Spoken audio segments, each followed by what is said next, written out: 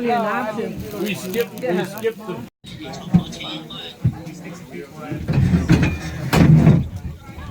5 degrees there. We just sort of started off here as a fun summer job for me.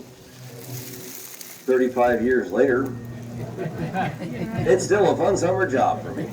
Love what I do, love Alaska, everything about it. We're going to have some time together this morning. Hope to have a chance to chat with you, get to know you a little bit. If you have to answer questions for you later on. So normally we start this presentation off right up there at the pipeline as you come off those coaches. But once in a while, as the weather it turns against us and it's raining like this, we have the option of doing the same presentation on board this train. So you have a roof over your heads out of the weather. And it's the same presentation, I just put some slides together to go along with it. So with that, we're going to start things off with a presentation about that big metal tube that you passed on your way down here. We've had another group come in ahead of you. Josh is going to be driving this train for us. So anytime. Okay, so it all started in this area at the turn of the century, July of 1902, with a fellow by the name of Felix Pedro. You may have heard of that name by now.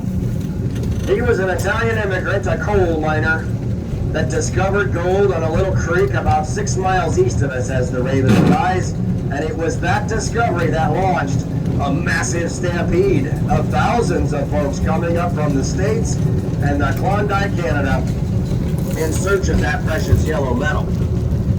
Now these, however, they would lose their shirts broke. Their winter times fur trapping and trading, and offer their summertime services to the larger mining operations, like what we're going to show you next, coming up on the left. We're talking about dealing with frozen permafrost here.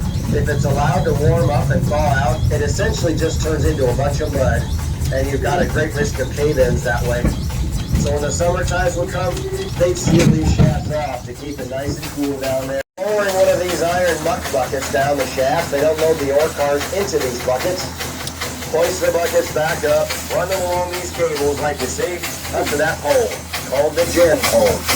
Where eventually the buckets would catch, swivel, dump their load, then come coasting back down empty to bang into these walls and be reset for the next load. Just about something anyway, you get the picture, like that, but all winter long.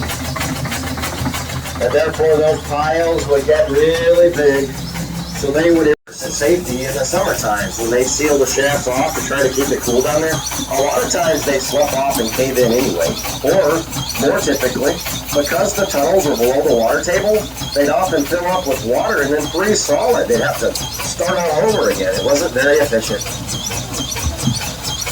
And meanwhile, gold at that time was only 21 bucks an ounce. Efficiencies, all the way down to bedrock, not to find anything. 9,000 gallons of water a minute. That's right, 9,000 gallons of water a minute, 24 hours a day, 7 days a week, for 200 and some days of their mining season meant there was no way they could rely on some pitiful little creek or stream for that kind of water supply. Square inch coming out of the tip of this nozzle. You know, one of these days I'm going to have this thing functional online. I'd be able to douse every single one of you with this thing right here. Cool everybody off real good. So they built their own power plant in Fairbanks. Fairbanks is about 10 miles in, so she can begin working. There were thousands of people involved in this operation. Not just the miners and laborers themselves, but all the support staff around them too. From the bakers and the waiters, the engineers. The FA company was the single biggest employer and spit out rock. And the business end of this dredge up front. The big piece of iron poking out the front of it here is called its digging arm, on top of which is called the digging ladder, and it would be surrounded by its bucket line. The Gold Dredge 8 had 68 of these buckets in her bucket line, and the continuous speed, 24/7. Top speed of this bucket line was about 22 buckets a minute. If you do the math in a 24-hour shift, this thing would gobble up, process, and spit out about 6,000 cubic yards of material. That's a lot of earth. As each one of those buckets would scoop up a load of gold-bearing gravel from the bank of the pond, each one would then clunk and clang its way up the top of the digging ladder, depositing each load into the mouth of the dredge called its hopper. At this point, I'll pause a moment to turn your attention to the TV screens. There should soon be queued up an animation that'll be looping several times to help illustrate to you what I'll be describing here next. Pieces of L-shaped angle iron in a variety of sizes. In this instance, we're looking at 1-inch angle iron welded together in a manner I suppose resembles a ladder as it stood up like this, but they're designed to be laid down at a slight angle such that as the water flows over the riffles, the water is obstructed and kicked up a bit. It's kicked up just enough to come crashing back down on the backside of the next riffle, creating a backlash or an eddy current, churning and flushing and slamming the heaviest materials, the gold, into the bottom of each riffle, from one riffle to the next, all the way down through the series of the sluice box. 60-pound gold bricks, they would then just very simply wrap into some brown paper, tie off with some twine, stick a stamp on it, and mail it through the U.S. Postal Service to the Mint in San Francisco. Never lost one of them. I've been waiting on a pair of socks for 3 weeks. Every 2 weeks, they'd recover on average about 4,000 ounces of gold. 6 or 7 of these bricks, at today's prices, that'd be valued in the neighborhood of $13.2 million every 2 weeks. There was an incredible amount of gold recovered from this area. Now, as regards the crew on this vessel, I'll point out to you, of course, we're talking about a big ship here. She had a tonnage of 1,065 tons, a draft of about 10 feet of her hull that would go down the water. Also point out to you that as she would be digging forward, she'd be backfilling behind her with those tailings. Minutes as we round this corner and arrive into camp, and as you step off this train, the crew is going to meet you, and we're going to hand every single one of you one of these. This is a poke sack of concentrates from an active placer mine of ours nearby. Head into the panning shed. It should be nice and comfortable for you. We got a large shed roof. You'll be out of this weather. Also, as we get underway with this, if anybody has trouble watching the 3 of us or the 4 of us doing this demo, I'm also on camera right now, and you can watch me on the TV screen as well. So head in the panning area, have a seat, take the poke sack and dump the entire contents of that poke sack into the pan, and then set the poke sack aside. We'll pick that up for you later. The first thing you want to do then is drown it with lots of water and begin to stir and shake it up vigorously to get it all good and loose. We've heated the water for you guys. We don't have that luxury out here. See, this water and the agitation helps create a void or a space between the sands and stones and allows the heavy, heavy gold to settle between the spaces to the bottom of the pan. That's where you want the gold to be before you pour any here. So step 1 is lots of water and lots of shaking. Just get after it vigorously. Want to hear the stomp, the grind inside that pan. This is rock and roll, baby. Jerry Lee Lewis would have made the best gold pan in the world. A whole lot of shaking going on. Now next I want to introduce you to this angle. This angle is very important. I'm going to talk about this a lot. These gold pans are designed to be held and used at this angle right here. Let's call that, say, about 45 degrees. What's happening as you start off flat and level and you're shaking the pan and the gold settles to the bottom, you then introduce this angle. The gold has established itself on this bottom plane. And with that angle, it then forces it to continue sliding down that plane until it intersects that bend in the pan.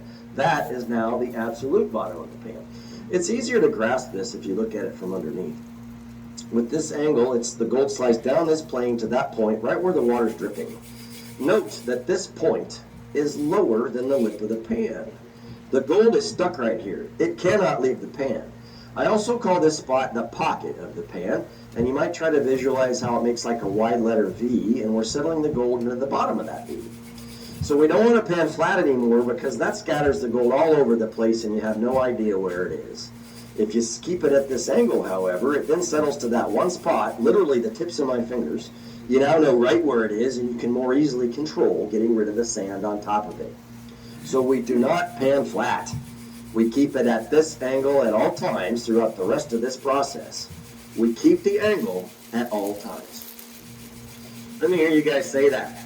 We keep the angle at all times. Well, that was okay. Let's try that again. We keep the angle at all times. Good. I'm trying to burn that into your brain. You'll have a new skill to put on your resumes when you head home. See, gold is one of the densest, heaviest elements that exists on our planet. Have you ever held a piece of lead before? You know how it has that heft about it? Right? Gold is about twice as dense and heavy as lead. It's going to sink right away. Even the smallest pieces have by now worked their way to the bottom into that pocket. And here's how we get rid of the sand on top of it. I stop shaking. I pour the water off. I restore my angle. We keep the angle at all times. Now, it might be easiest to watch this next part on the screens. I've got the lip of the pan right on the surface of the water. And at that angle, I push straight down and lift up. Again, right on the surface, at the angle, push down and lift up. Now look at the water this time. Focus on that water. It rushes in like a wave on the beach and skims just the topmost layer of sand and gravel off that pile. There's no gold in that top layer. The gold is in the bottom, in the pocket.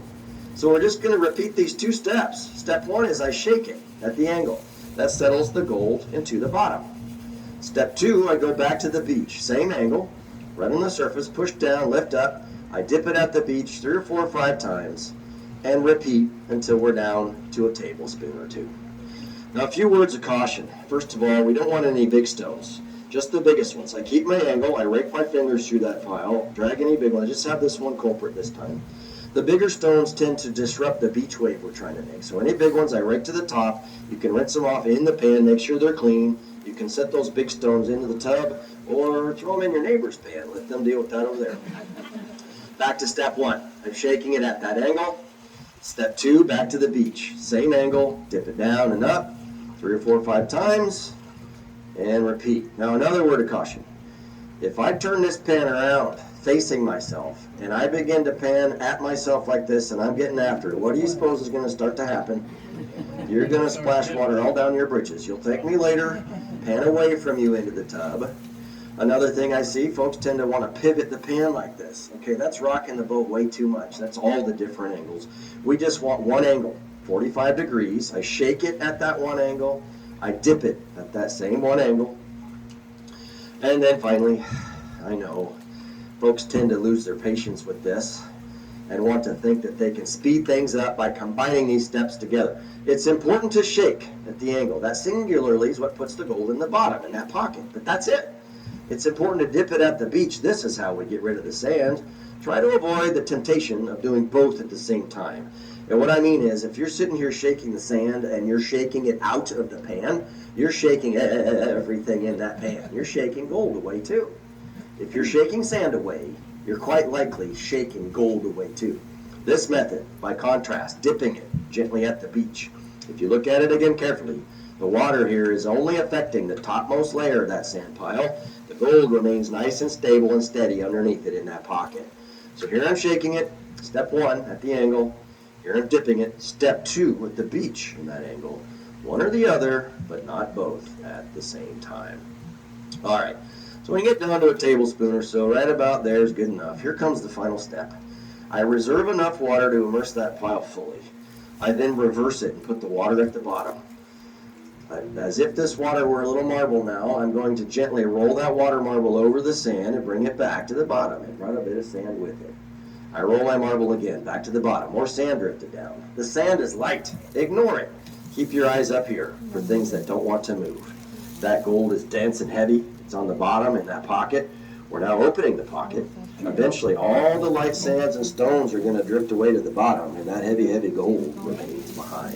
There's your pay. Wow, nice. This is all this sand now down here. Very, Get rid of that, nice. and you're ready to recover the gold. While we're coming to this camera lens, you can get a close-up view of it there. Wash himself came off the ditch. Thanks, guys. And get off. The train, shoot it out of there in about a half hour speed. Grab that bag. Water down the back of the truck. Into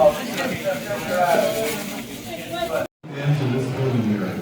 If you're looking for those, that's where you're gonna find them.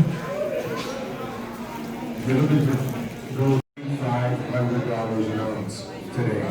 First time ever. The fun about it is it's yours to keep.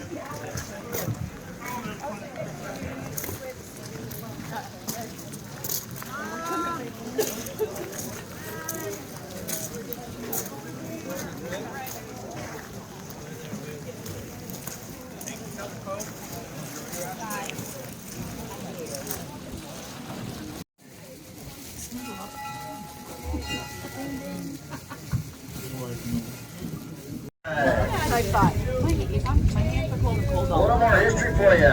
First, on the left, after we pass this secondary train.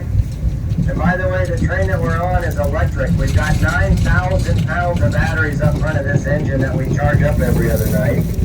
The train that we're passing is a dual-engine gas diesel combo. But as soon as we pass this other engine, you're going to see come into view, pulling the pipe out of the ground and then draining the contents of whatever they would capture on the inside of the pipe. That was a very important piece of equipment for them, and that's just one of them. They had a whole fleet of those things. Water and gravel through its belly. Although these will be some of the smaller ones. There's some 50 horsepower there. There's some 75s and 150s. The big